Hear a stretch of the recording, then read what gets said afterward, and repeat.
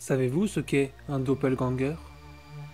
Pour résumer, c'est tout simplement un double, souvent maléfique, d'une personne.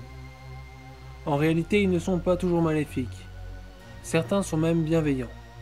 Dans les deux cas, les doppelgangers viennent d'un monde parallèle, alternatif. Ainsi, avoir une conversation avec eux est une expérience très intéressante et enrichissante si le risque est minime. C'est pour cela qu'il existe de nombreux rituels pour les contacter. Celui que je vais vous présenter est l'un des plus simples et sécuritaires. Mais je ne vous encourage pas à le faire, car le danger reste assez grand, et les doppelgangers maléfiques sont de très bons menteurs, et peuvent facilement vous convaincre de vous remplacer, ce qui n'est souhaitable à personne. Si malgré mes avertissements vous voulez tenter ce rituel, ou si vous êtes tout simplement curieux, voici les instructions. Les seuls objets qu'il vous faut sont un objet pointu et ou tranchant, et un bilboquet rouge. La couleur est très importante. De plus, il faut un miroir au-dessus de votre lavabo. Pour réaliser ce rituel, il vous faut être enfermé dans votre salle de bain à 2h22, la nuit. Quoi qu'il arrive, le rituel finira à 2h44, 22 minutes étant la durée maximale. Ainsi, il est recommandé de préparer vos questions à l'avance, afin de ne pas perdre de temps. Il est également recommandé d'avoir une montre ou quelconque outil pour mesurer le temps. À 2h22, vous devez donc remplir votre lavabo en empêchant son écoulement. Vous devez ensuite utiliser l'objet pointu et ou tranchant pour vous faire saigner un doigt, n'importe lequel à l'exception des majeurs. Cela offenserait votre doppelganger, ce qui le rendrait encore plus dangereux. Le sang doit couler dans l'eau du lavabo afin de la colorer en rouge. C'est pour cela que le bilboquet doit obligatoirement être de couleur rouge.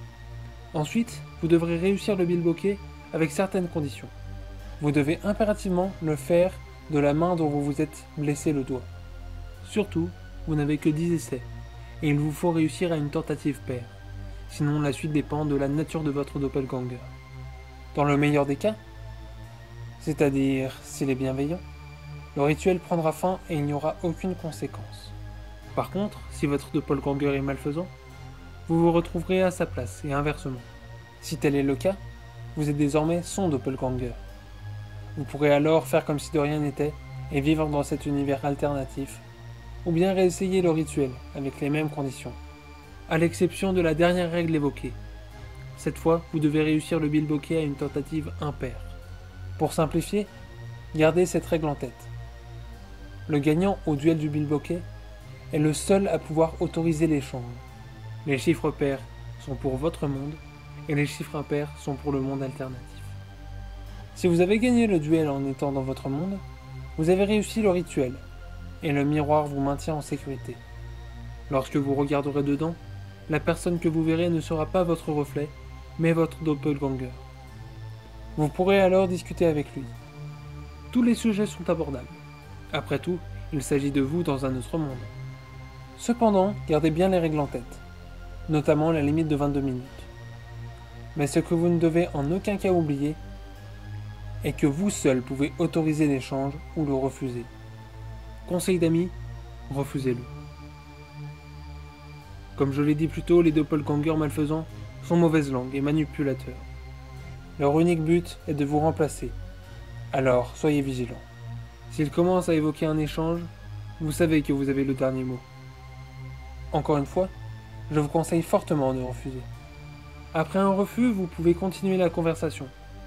Mais redoublez votre vigilance, car il fera tout pour vous faire accepter l'échange. De la ruse à la menace.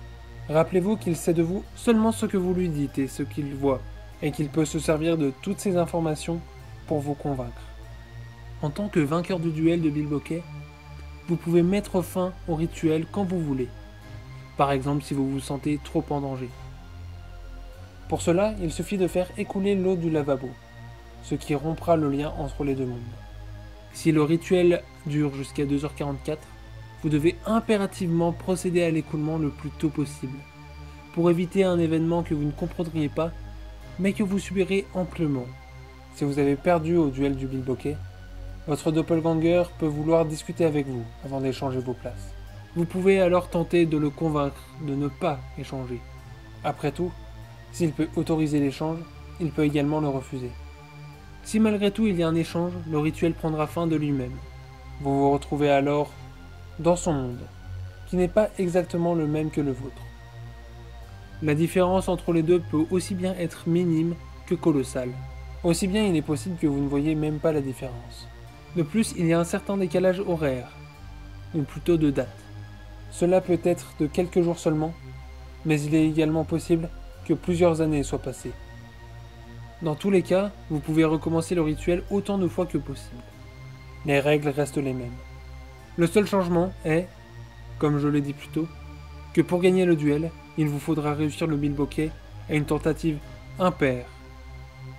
Cela dit, si vous perdez, la conversation aura tout de même lieu, et vous pouvez en profiter pour tenter de le convaincre d'accepter un échange, en gardant à l'esprit qu'il veut probablement rester dans votre monde, et qu'il est certainement très méfiant à votre égard, se doutant que vous voulez échanger. Il vous faudra alors ruser et être très malin. Vous pouvez utiliser tous les moyens de persuasion. Raisonnement, flatterie, mensonge, menace, etc. N'oubliez pas que c'est lui qui a le dernier mot cette fois, et qu'il est très vigilant. Après tout, il se méfie de son doppelganger.